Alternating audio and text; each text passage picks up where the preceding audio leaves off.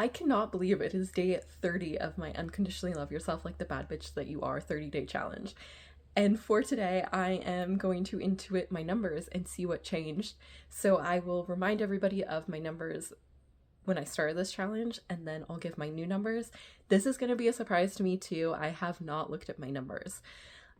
So let's see what happens.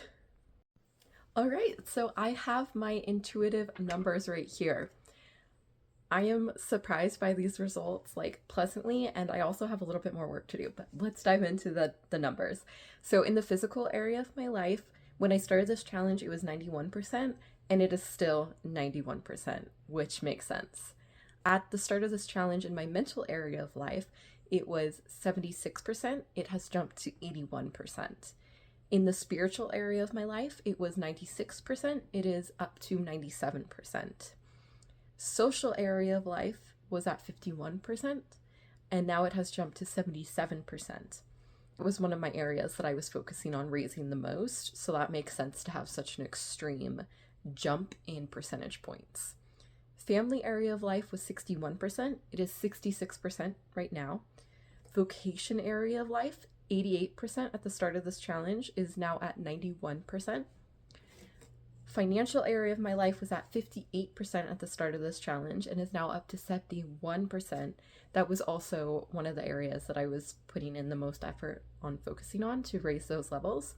The goal was to get all these numbers over 70% on a scale of 0 to 100, with 100 being the highest.